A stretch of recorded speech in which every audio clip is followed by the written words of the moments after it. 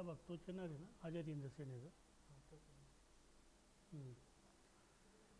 विद्यार्थी मित्रांनो, आज आपण प्रकरणाचा शेवटचा भाग पाहणार आहोत. त्याच्यामध्ये दोन घटना आपण महत्त्वाच्या या ठिकाणी अभ्यासणार आहोत. वसाहतवादाविरुद्ध भारतीयांच्या संघर्षामध्ये आपण पहिल्यांदा पाहणार आहोत आझाद हिंद सेना.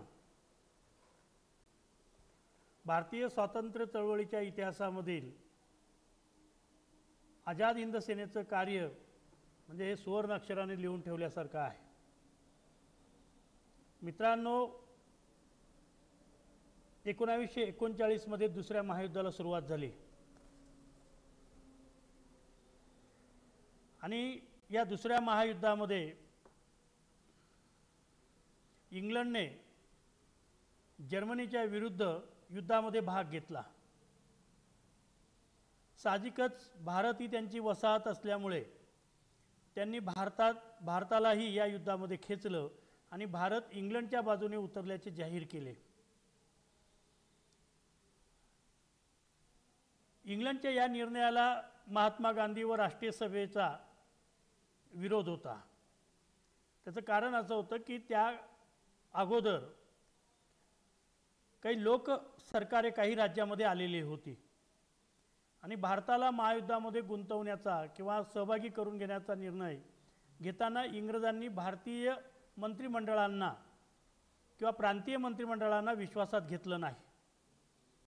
त्यामुळे महात्मा गांधीसह राष्ट्रीय सभा नाराज झाली आणि त्यांनी या गोष्टीला विरोध केला.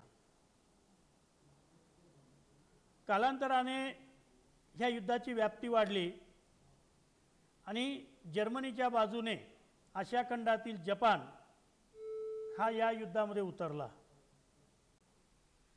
आणि जपानने आशिया खंड हा आशियन लोकांसाठी अशा प्रकारची घोषणा देऊन ब्रिटिशांच्या ताब्यातील आशिया खंडातील प्रदेश जिंकायला सुरुवात केली. साहजिकच जपानशी लढताना ब्रिटिशांनी आपलेही सैन्य उतरवलं. त्यामध्ये मोठ्या प्रमाणावर भारतीय सैन्य होतं. परंतु जपानने ब्रिटिशांच्या ताब्यातील प्रदेश जिंकून घेत असताना अनेक भारतीय सैनिक ब्रिटिशांच्या ताब्यात सापडले आणि मग असे जे भारतीय मोठ्या प्रमाणावरती जे सैनिक जपानच्या ताब्यात होते त्या जपानी सैन्याच्या ताब्यातील भारतीय सैन्याची राजबिहारी बोस यांनी आझाद हिंद सेनेची स्थापना केली. त्यामुळे आझाद हिंद सेनेचे संस्थापक म्हणून राजबिहारी बोस हे ओळखले जातात. साहजिकच राजबिहारी बोस यांनी या सेनेचं नेतृत्व सुभाषचंद्र बोस यांच्याकडे दिले. त्यामुळे आझाद हिंद सेनेचे पहिले सरसेनापती सुभाषचंद्र बोस म्हणून ओळखले जातात. आणि सुभाषचंद्र बोस यांच्याकडे नेतृत्व दिल्यानंतर त्यांच्या नेतृत्वाखाली 1943 मध्ये नेताजींनी सिंगापूर येथे आझाद हिंद सरकारची स्थापना केली. या ठिकाणी नेताजींची भूमिका अशी होती की शत्रूचा शत्रू तो आपला मित्र या न्यायाने आपण इंग्लंडच्या विरोधातील राष्ट्रांची मदत घेऊन भारतातून इंग्रजांना आपण हुसकून लावू शकतो आणि आपले सरकार तिथे अस्तित्वात येऊ शकतं अशी नेताजींची अपेक्षा होती. त्यामुळे सिंगापूर येथे आझाद हिंद सेनेची स्थापन केल्यानंतर 1943 मध्ये नेताजींनी अंदमान निकोबार बेटे जिंकून घेतले. एवढंच नव्हे तर तुम मुझे खून दो मैं तुम्हें आज़ादी दूंगा अशी घोषणा देऊन चलो दिल्ली असा नारा त्यांनी दिला आणि त्यानुसार त्यांनी अंदमान निकोबार बेटे जिंकून घेतले. त्यानंतर 1944 मध्ये त्यांनी ब्रह्मदेशाचा आराकांत आणि आसामच्या पूर्वेकडील काही भाग महत्त्वाची ठिकाणं त्यांनी जिंकून घेतली. अशा प्रकारे आझाद हिंद सेनेची घोडदौड चालू असतानाच 1945 मध्ये आझाद हिंद सेना भारताच्या ईशान्य कोपऱ्याला असलेल्या इंपाळ जवळ येऊन पोहोचलेली होती. मिझोरामची जी राजधानी आहे इंपाळ तिथपर्यंत आझाद हिंद सेना पोहोचलेली होती आणि त्यातून ब्रिटिशांशी संघर्ष चालू होता. परंतु 1945मध्ये युद्धाचं चित्र बदललं. अमेरिकेने हिरोशिमा आणि नागासाकी शहरावरती बॉम्ब टाकल्यामुळे जपानला माघार घ्यावी लागली आणि परिणामी जपानने युद्धातून माघार घेतल्यामुळे आझाद हिंद सेनेला मिळणारं पाठबळ हे बंद झालं आणि साहजिकच आझाद हिंद सेनेला सुद्धा आपली मोहीम अर्धवट सोडावी लागली. असे असले तरी आपल्याला भारतीय स्वातंत्र्य चळवळीच्या इतिहासामध्ये आझाद हिंद सेनेचं आणि सुभाषचंद्र बोस यांचं हे जे कार्य आहे ते अतिशय मोलाचं आहे. अशा प्रकारचा प्रयोग, अशा प्रकारचं कार्य नेताजींनी देशासाठी केलेलं होतं. त्यामुळे भारतीयांच्या मनामध्ये एक प्रचंड ब्रिटिशांविरुद्धचा असंतोष निर्माण झालेला आपल्याला दिसून येतो. या आझाद हिंद सेनेने अत्यंत प्रतिकूल परिस्थितीतही प्राणपणाने व नेटाने आपला लढा दिलेला होता असं आपल्याला दिसून येतं. त्यानंतर मित्रांनो, आपण दुसरा एक भाग पाहणार आहोत, तो म्हणजे 1942चे भारत छोडो आंदोलन. भारतीय स्वातंत्र्य चळवळीच्या इतिहासामध्ये 1942च्या भारत छोडो किंवा चले जाव चळवळीला विशेष महत्त्व आहे. दुसऱ्या महायुद्धाच्या काळात महात्मा गांधी व राष्ट्रीय सभेने आत्तापर्यंतच्या इतिहासात एवढी मोठी कणखर भूमिका, ब्रिटिशांच्या विरुद्ध कणखर भूमिका पहिल्यांदाच घेतली होती. 42च्या आंदोलनाच्या वेळी महात्मा गांधींनी भारतीय लोकांना आव्हान करताना म्हटले होते की करेंगे या मरेंगे, या भावनेने आपण हा लढा दिला पाहिजे. आत्ताच नाही तर केव्हाच नाही या निर्धाराने आपण हा लढा लढवला पाहिजे असे भारतीयांना आव्हान केलं होतं. त्यानुसार भारतीयांनी मोठ्या प्रमाणात या आंदोलनात भाग घेतला. सरकारने मोठ्या प्रमाणावर दडपशाही केली, तरीही हे आंदोलन मोठ्या प्रमाणावरती संपूर्ण देशात पसरलं. त्यामुळे पुढील काळात ब्रिटिशांना आपण इथे फार काळ काही राज्य करू शकत नाही याची जाणीव निर्माण होऊन त्यांनी महायुद्ध संपल्यानंतर स्वातंत्र्य देण्याची प्रक्रिया सुरू केली असं दिसून येते. त्यामुळे या आंदोलनाचं एका वाक्यात जर सारांश म्हणायचं असेल तर या आंदोलनाने स्वातंत्र्य जरी मिळाले नाही तरी या आंदोलनाने स्वातंत्र्य जवळ आले असं म्हणावं लागेल. या आंदोलनाची माहिती घेत असताना आपल्याला पहिला मुद्दा पाहायचा आहे, तो म्हणजे मुंबई अधिवेशन. दुसरं महायुद्ध चालू असतानाच संपूर्ण राजकीय घडामोडी घडत होत्या. आझाद हिंद सेना भारताकडे आगेकूच करत होती. ब्रिटिश युद्धामध्ये गुंतलेले होते. राष्ट्रीय सभेचीही छोटी मोठी वैयक्तिक आंदोलनं सुरू झालेली होती. सरकारकडे मागण्या केल्या जात होत्या, परंतु सरकार मात्र काही भारतीयांच्या प्रश्नाकडे लक्ष देत नाही असं पाहिल्यानंतर महात्मा गांधीसह राष्ट्रीय सभेच्या नेत्यांनी वर्धा येथे जी राष्ट्रीय सभेची बैठक झाली त्या वर्धा येथील बैठकीमध्ये ब्रिटिशांनी भारत सोडून जावे असा ठराव मंजूर केला गेला आणि त्यानुसार 7 ऑगस्ट 1942 रोजी मुंबईच्या गवालिया टँक मैदानावर जे अधिवेशन भरवण्यात आलं त्या अधिवेशनाचे अध्यक्षस्थान मौलाना अब्दुल कलाम आझाद यांच्या अध्यक्षतेखाली हे अधिवेशन भरलेलं होतं. आणि या अधिवेशनामध्ये दुसऱ्या दिवशी 8 ऑगस्ट 1942 रोजी पंडित जवाहरलाल नेहरू यांनी भारत छोडोचा ठराव मांडला आणि हा ठराव प्रचंड बहुमताने, म्हणजे ब्रिटिशांनो भारत सोडून जा, हा ठराव प्रचंड बहुमताने मंजूर करण्यात आला. साहजिकच ब्रिटिशांनी तात्काळ भारत सोडून जावे ही त्यामागची भावना होती. त्यानुसार महात्मा गांधींनी भारतीयांना या भारत छोडो आंदोलनाच्या निमित्ताने काही आव्हान केले. विशेषतः महात्मा गांधी सांगितले होते की भारतीय जनतेने हे आंदोलन केवळ राष्ट्रीय सभेचे आंदोलन नसून सर्व भारतीयांचे हे आंदोलन आहे, या भावनेने लढावं. प्रत्येक स्त्री पुरुषाने या क्षणापासून आपण स्वतंत्र आहोत असे समजून लढण्यास सिद्ध व्हावे. करेंगे या मरेंगे हा मंत्र प्रतिज्ञा समजून त्यासाठी बलिदानाची तयारी ठेवली पाहिजे. गांधीजीच्या या शब्दाने देशामध्ये चैतन्य निर्माण झाले.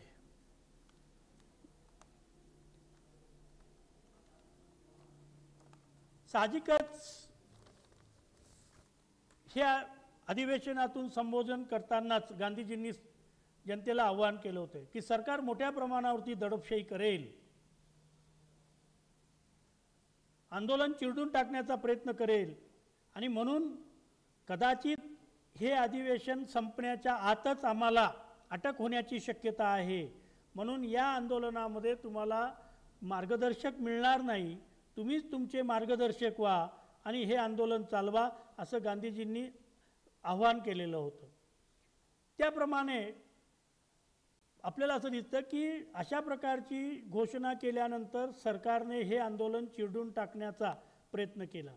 सुरू होण्यापूर्वीच हे आंदोलन चिरडून टाकण्यासाठी सरकारने महात्मा गांधीसह अनेक त्यांचे जे सहकारी नेते होते त्यामध्ये मौलाना आझाद, पंडित जवाहरलाल नेहरू, सरदार वल्लभभाई पटेल यासह प्रमुख नेत्यांना मोठ्या प्रमाणावरती अटक केली, धरपकड केली. एवढंच नव्हे तर सभा, भाषणे, मोर्चा, निदर्शने यावर बंदी घातली. राष्ट्रीय सभेची देशभरातील सर्व कार्यालये त्यांनी ताब्यात घेतली. महाराष्ट्रातील चिमूर, आष्टी, यावली, महाड, गारगोटी अशा अनेक गावातून जनतेने लढे उभे केले. एवढेच नव्हे तर तेथील जनतेने आबालवृद्धांनी नेटाने व असीम धैर्याने हे लढे अविस्मरणीयपणे त्यांनी लढले असं आपल्याला दिसून येतं. त्यामुळे हीच आंदोलन मोठ्या प्रमाणावरती सुरू झालं. साहजिकच प्रमुख सगळे नेते पकडले गेल्यामुळे फार बोटावर मोजण्यासारखे नेते हे भूमिगत झाले आणि मग 42च्या आंदोलनाला एक वेगळं वळण लागलं. त्यामुळे भारतीय स्वातंत्र्य लढ्यातील भूमिगत चळवळी किंवा प्रतिसरकार यांची एक वेगळी माहिती आहे. 42च्या आंदोलनाचाच तो एक भाग जरी असला तरी आपल्याला त्याची वेगळी पण माहिती ठेवावी लागणार आहे. त्यामुळे 1942च्या अखेरीस या आंदोलनाला नवं वळण लागलं. साहजिकच या आंदोलनाचं नेतृत्व डॉक्टर राम मनोहर लोहिया, अच्युतराव पटवर्धन, जयप्रकाश नारायण, SM जोशी, नाग गोरे या कार्यकर्त्यांच्या हातात आले. देशात अनेक ठिकाणी स्थानिक पातळीवर क्रांतिकारी गट स्थापन झाले होते. कर्जत तालुक्यात भाई कोतवाल यांचे आझाद दस्ता तर नागपूरच्या जनरल आवारी यांची लाल सेना या गटांनी सरकारला सळो की पळो करून टाकले होते. मुंबईत विठ्ठल जेवेरी, उषा मेहता व त्याच्या साथीदारांनी आझाद रेडिओ प्रक्षेपण केंद्र सुरू केले होते. मित्रांनो, या भूमिगत चळवळीतील नेत्यांनी आपापली नावे बदलून वेषांतर करून हे एकमेकाच्या संपर्कामध्ये राहत होती आणि ज्या ज्या ठिकाणी आंदोलनं चालू होती त्या ठिकाणी जाऊन ते तिथल्या लोकांना मार्गदर्शन करत होती. त्यामुळे देश पातळीवर अनेक ठिकाणी आंदोलनं सुरू झालेले होते. त्यातच भारताच्या काही भागामध्ये ब्रिटिश शासनाच्या विरोधात प्रतिसरकार स्थापन झालेली होती. म्हणजे तेथील स्थानिक नेत्यांनी ब्रिटिशांची सत्ता उलथून टाकून ते आपल्या हातामध्ये घेतलेले होते. विशेषतः आपल्याला असं दिसतं की उत्तर प्रदेशामध्ये बालिया व आझमगड येथे प्रतिसरकारची स्थापना केली गेली होती. तर बिहारमध्ये भागलपूर आणि पूर्णिया जिल्ह्यामध्ये प्रतिसरकार स्थापन झालेलं होतं. तर बंगालमध्ये मिदनापूर येथे प्रतिसरकार स्थापन झालं होतं. तर महाराष्ट्रात सातारा येथे क्रांतीवीर नाना पाटलांनी प्रतिसरकार स्थापन केले होते. त्यापैकी आपण आता महाराष्ट्रातील क्रांतिसिंह नाना पाटील यांच्या प्रतिसरकाराच्या कामगिरीची माहिती घेणार आहोत. मित्रांनो, महाराष्ट्रात सातारा जिल्ह्यामध्ये क्रांतीवीर नाना पाटील यांनी 1942मध्ये सातारा जिल्ह्यामध्ये प्रतिसरकारची स्थापना केली आणि तेथील ब्रिटिशांची शासन जे होतं, ब्रिटिशांची सत्ता होती ती संपुष्टात आणलेली होती. साहजिकच तेथे आपल्या सहकार्याच्या माध्यमातून त्यांनी जनतेचे सरकार स्थापन केलेले होते. साहजिकच हे जनतेचे सरकार स्थापन करून तेथील कर गोळा करणे, कायदा व सुव्यवस्था टिकवणे, खटल्याचा निकाल देणे, गुन्हेगारांना शिक्षा करणे असे इत्यादी कामे करून ब्रिटिशांचे शासन त्यांनी संपुष्टात आणले होते आणि प्रतिसरकार त्यांनी निर्माण करून तिथली संपूर्ण राज्यव्यवस्था शासन त्यांनी आपल्या हातामध्ये घेतले होते. साताऱ्यातून ब्रिटिशांचे शासन या प्रतिसरकाराने नष्ट केलं होतं. त्यामुळे क्रांतीवीर नाना पाटील यांचे प्रतिसरकाराने एकच असंतोषाची भावना संपूर्ण याच्यामध्ये निर्माण केलेली होती. अशा प्रकारच्या या सगळ्या आंदोलनाने 42ची चळवळ प्रमुख राजकीय नेत्यांनी जरी अटक केलेली असली तरी जनतेतील अनेक नेतृत्व पुढे आलं आणि लोकांचे नेतृत्व होऊन लोकांनी ही आंदोलन नेटाने चालवण्याचा प्रयत्न केला. 1945मध्ये महायुद्ध समाप्त झालं. महायुद्ध समाप्त होत असतानाच ब्रिटिशांना याची जाणीव झाली होती की 42च्या आंदोलनाने भारतीय लोकांचा असंतोष त्यांच्या लक्षात आलेला होता आणि म्हणून भारत छोडो चळवळीने त्यांच्या लक्षात आलं की आपण इथे फार काळ आता सत्ता टिकू शकणार नाहीत याची जाणीव सरकारला झाली आणि त्यांनी स्वातंत्र्य देण्याच्या हालचाली सुरू केल्या. त्यातच फेब्रुवारी 1946मध्ये मुंबई येथे नाविक दलाचा उठाव झाला. या नाविक दलाच्या उठावाने ब्रिटिशांना जी भावना वाटत होती ती अधिकच गडद झाली असं आपल्याला दिसून येतं आणि त्यांनी स्वातंत्र्य देण्यासाठी वेगवेगळ्या योजना आणि घोषणा करायला सुरुवात केली. नेमकं त्याच वेळी बॅरिस्टर मोहम्मद अली जिना जे मुस्लिम लीगचे नेते होते त्यांनी आडमुठेपणाचा धोरण स्वीकारायला सुरुवात केली आणि त्यांनी मुसलमानांसाठी स्वतंत्र राष्ट्राचा आग्रह धरायला सुरुवात केली. एवढ्यावरच ते थांबले नाही तर त्यांनी मुसलमानांना चिथावणी दिल्यामुळे किंवा प्रत्यक्ष कृतीदिन अंमलात आणायची घोषणा केल्यामुळे देशभरामध्ये अनेक ठिकाणी धार्मिक दंगली, हिंदू आणि मुसलमानांच्या धार्मिक दंगली सुरू झाल्या. गांधीजीसह अनेक नेत्यांनी दौरे करूनही त्या दंगलीत थांबण्याचं नाव घेत नव्हतं. जिथं बहुसंख्य मुस्लिम होते त्यांनी हिंदूंवर हल्ले करायला सुरुवात केली. साहजिकच त्याची प्रतिक्रिया म्हणून जिथे हिंदू होते हिंदूंनी मुसलमानांवर हल्ले करायला सुरुवात केली आणि इंग्रजांना तेच हवं होतं, फोडाझोडा राज्य करायला नीतीचा होता. त्यातच इंग्रज भर टाकत होते की लवकरात लवकर आम्हाला इथून भारत सोडून जायचं आहे, तुम्हाला तुमचा काय तो प्रश्न लवकर मिटवा. शेवटी संपूर्ण देशभर जातीय दंगलेचं लोण पसरलं. महात्मा गांधी फाळणीला तयार नव्हते परंतु अखेर नाईलाज झाला आणि गांधीजींनी फाळणीच्या गोष्टीला मान्यता दिली आणि 15 ऑगस्ट 1947 रोजी फाळणी होऊन भारत आणि पाकिस्तान हे दोन देश अस्तित्वात आले आणि भारताला स्वातंत्र्य मिळालं. स्वातंत्र्य मिळाल्यानंतर स्वतंत्र भारतापुढे सगळ्यात मोठ्या अनेक समस्या होत्या. त्यामध्ये सगळ्यात पहिली मोठी समस्या होती की भारत ज्या पद्धतीने लोकशाही पद्धतीने श्रद्धा ठेवून हा लढा लढत होतं ती लोकशाही अंमलात आणण्यासाठी भारतीय संविधानाची निर्मिती केली जाणार होती आणि म्हणून त्यासाठी एक घटना समिती स्थापन केली गेली आणि त्या घटना समितीच्या राजेंद्र प्रसादांच्या नेमणुकीखाली घटना समिती निर्माण केली आणि त्या घटना समितीचे मसुदा समितीचे महान कार्य करण्यासाठी डॉक्टर बाबासाहेब आंबेडकर यांना त्या घटना मसुदा समितीचे अध्यक्ष नेमण्यात आलं. बाबासाहेब आंबेडकरांनी देशातील अनेक घटनांचा अभ्यास करून भारतीय लोकांच्या सगळ्या कल्पना त्यांच्या गोष्टींचा सर्व भाग पाहून त्यांना सगळ्यांना मान्य होईल अशा प्रकारची एक संविधान, अशा प्रकारची घटना त्यांनी तयार केली आणि ती भारताला अर्पण केली. त्यांनी तयार केलेली ही घटना 26 जानेवारी 1950 रोजी भारताला अंमलात आणली गेली. बाबासाहेब आंबेडकरांच्या या कार्यामुळे त्यांना भारतीय संविधानाचे शिल्पकार असेही म्हणतात. ज्या स्वातंत्र्य, समता, बंधुत्व, लोकशाही जी मूल्य घेऊन भारत स्वातंत्र्य आंदोलन लढत होता, तीच मूल्य भारतीय संविधानाचा पाया आहे असं आपल्याला दिसून येतं.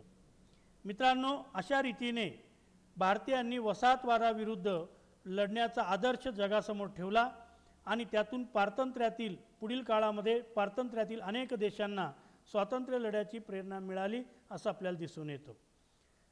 अशा पद्धतीने हे एकूण संपूर्ण प्रकरण वसाहतवादाविरुद्ध भारतीयांचा संघर्ष आपण 1857 पूर्वीच्या लढ्यांपासून तर भारतीय संविधानपर्यंत 26 जानेवारी 1950 भारतीय संविधान लागू करणे इथपर्यंतचा सगळा आढावा आपण अभ्यासलेला आहे. मित्रांनो, आपण या प्रकरणावरती पुढच्या तासाला मी तुम्हाला एक PDF फाईल टाकणार आहे. मला अपेक्षा आहे की तुम्ही विद्यार्थी मित्र ती PDF प्रश्नपत्रिका सोडवण्याचा प्रयत्न कराल, ती सोडून पाठवण्याचा प्रयत्न कराल. तुमच्या अंतर्गत मूल्यमापनासाठी ती अतिशय महत्त्वाची आहे. यानंतर काही प्रश्न उत्तरही मी त्यानंतर टाकणार आहे. तुम्ही तुमच्या वहीमध्ये ते लिहून घ्याल अशी अपेक्षा करतो. कोरोनाचे संकट मिटेपर्यंत आपल्याला याच मार्गाने जावं लागेल. थोडे कष्ट घ्यावे लागतील. तुम्हालाच महात्मा गांधींनी सांगितल्याप्रमाणे तुम्हालाच तुमचे मार्गदर्शक होऊन हे कार्य करावं लागेल असं मी या ठिकाणी फार तर म्हणू शकतो. आणि याही संकटावर आपण मात करून आपण निश्चित चांगलं कार्य करू शकाल हे अपेक्षा करतो. धन्यवाद.